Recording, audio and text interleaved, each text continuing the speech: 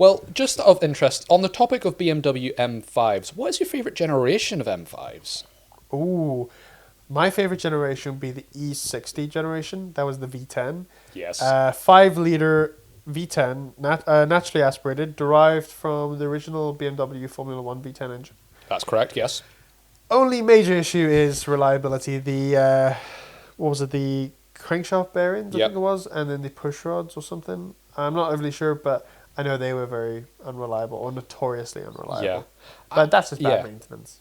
You know, I'm nearly certain that car in particular kind of gave and still has gotten BMW a bad name for bad reliability. That I think that one car is kind of now over the years, yes, BMW I would having the best disagree with that. reliability, but like that car is kind of when any like if you think about it, when anyone says me personally at least, when I think of BMW for unreliability, I do think of that car if I'm being honest because of the main problems because it wasn't.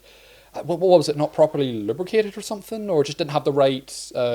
No, I think What was that? what mainly the thing was that the fact that because it was originally derived from a Formula One engine, which are pretty much rebuilt, every season or at least very very often in comparison to a normal street car, and the fact that because it's such a large engine as a V10, being put into an engine bay where arguably there's a lot of straight sixes and sometimes 4 cylinders.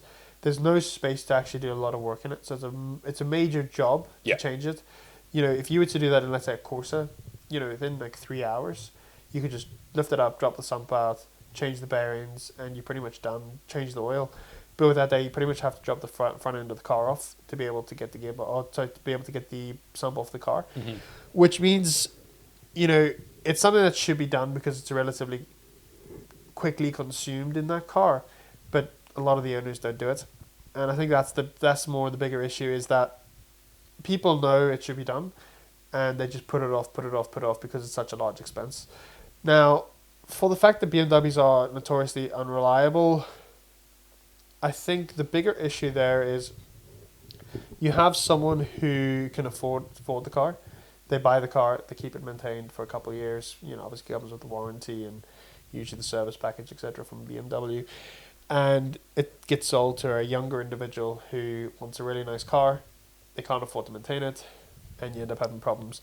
Yeah. Now, I know personally, I had a BMW E46. I think it was a BMW 318i. So it was a 2-liter 4-cylinder petrol. And, no matter what, it always leaked a bit of oil. And if you actually look at the E46, above the strut tower, there's actually a space for a 5-liter oil with paper, like a, what do you call it, that blue roll or kitchen roll, whatever, to help absorb the oil. And I know I have a couple other friends with BMWs as well, and they always have an issue here or there. So I would think the thing is more, it's a lot of plastics, which makes the car relatively light, but obviously plastics and time and heat cycling engines, you end up getting cracks and you end up getting vacuum leaks and seals and stuff. So I wouldn't necessarily say BMWs are notoriously unreliable from new, but as they age, if they don't get the preventative maintenance and parts replaced as they should be, they're just not as reliable as a car that can take more brutal, lack of service in like a Toyota or previously, like we spoke about, a Isuzu pickup truck. So, it's not an Isuzu. it's a weird thing of like, German cars are super reliable if Maintained. incredibly well maintained. Yep. The minute you kind of fall off that maintenance schedule, the maintenance or the reliability seems to drop off quite a lot, specifically in newer cars. But if you look at like Japan and stuff like that, like the old Isuzu pickup trucks and stuff, they knew they weren't going to get reliably maintained. They just designed them to be reliable, even if they weren't super reliably maintained. Absolutely, yeah. But I think the E60 M5 generation, great engine. I think it just came at a really, really awkward time where you had started to get more and more emissions. And the fact that it was such a big job to do like the preventative maintenance, it kind of just pushed the budget of being possible to, the secondary owners and third owners who are trying to pick up a really, really fast car at an affordable price. Because, you're looking at 500 horsepower. How many cars for, like today I think I saw one for £15,000. Good price. 15 grand for 500 horsepower is incredibly cheap. Yes, absolutely. What other Yeah. kind of car can you get for that there? I can't think of a lot. Maybe And- maybe like a Jag XKR. Maybe. Probably, yeah. But those. Your market Yeah. is very, very small, and you're going to find, some of those M5s are worth like 30 grand.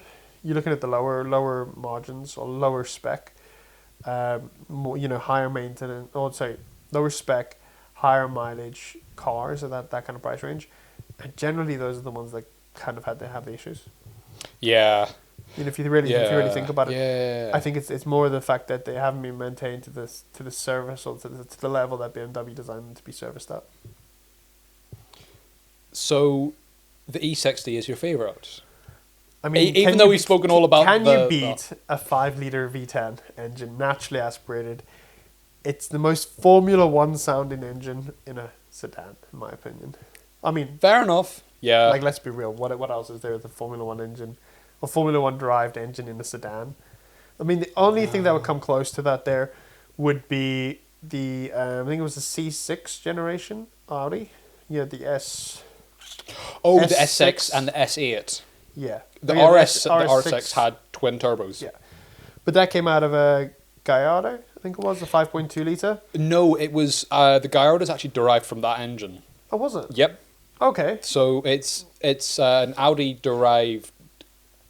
The Gallardo's engine is derived from an Audi, and people now you can sort of make the correlation, but it was first in the Audi. It was designed for the Audi, and then just kind of fitted and molded into the Gallardos. Okay, well, see, the thing is, right, even if you were just to compare, let's say, the BMW M5 E60 and the V10 Audi S6, for example, the Audi S6 is a 5.2 litre V10, and the M5 is a 5 litre V10. The Audi S6, I think, produced around 450 horsepower, and the BMW produced over 500, I think it's 510 horsepower, or roughly around there. So, you're looking at like 60 more horsepower with slightly less capacity in the engine, higher RPM, and, I personally preferred the E60 generation looks. So, that's just my favourite V10 sedan. Fair I don't enough. think you can go wrong with that. And in my opinion, it sounds a hell of a lot better than the Audi. Yeah, true. The Audi one has more of a grumble to it. Yeah. The BMW is a lot more of a higher pitch. Yeah, now the weird thing actually is, well, I wouldn't say it's weird. That Audi in the S6 is super reliable in comparison to the M5. Yeah. But I know they had some of the issues where I think it was coil packs. You got 10 coils or whatever it is to replace. That can be expensive. And then there was, I think it was the throttle bodies was a common issue on them. Now, the thing about the Audis as well is, like, you can get a V10 Audi for like 8 grand. They haven't held the value even though they're more reliable. Because, well, to be honest, as a kid, do you want the really awesome sounding V10 or the V10 that sounds like it's like I don't know, it just never caught me as being an awesome V10. I mean, it's just personal choice. Yeah, I but, get that. Like, how many people? Yeah. It just shows you there was very little demand, specifically in the secondary market, for the Audi compared to the BM, even though the BMW is more unreliable. So it's one of those ones where it kind of goes both ways. Do you make a car so awesome, even though it's unreliable, people still want it? Or do you make it really nice and reliable, not as great, and less people like it or want it? It's a bit more understated, the Yeah. S6. Yeah, and it's a bit slower as well. You got 4-wheel drive, which arguably is better, but Automatic gearbox, you can't actually... I don't think you can get the S6 in a manual. You can get the M5 in a in a manual, but that was I think it was only, a US only spec. It was wasn't only in US, so over here. Well, not technically, the BM was a manual box that had been converted to an automatic box. Now it's only a single clutch, Okay. which obviously give you the really brutal, Yeah. shifts. But I don't know. I just grew up with that kind of car, being like, oh, that's the icon. Let's aim for that. That's pretty cool. I want one. I Fair mean, enough. I still want one, so. If anyone's got one, Link in the Reasonable put in the price, comment please. down below. I've got 50 quid, I'll pay.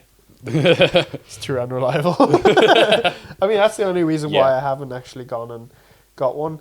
There was one. So when I was buying the S-Class, there was one that I could pay cash for. A really, really nice one. But I think the mileage was about 100 and something 1,000 miles, and hadn't had stuff done to it. And I was like, oh, the bearings hadn't been replaced. I was like, I don't know, it's a bit sketchy. And I know, with my luck, it's just not a car I want to own. Not at least not knowing that it's not been maintained. You would want it to kind of be reasonably mint. For a car like that, Yeah. yeah. Fair enough. So.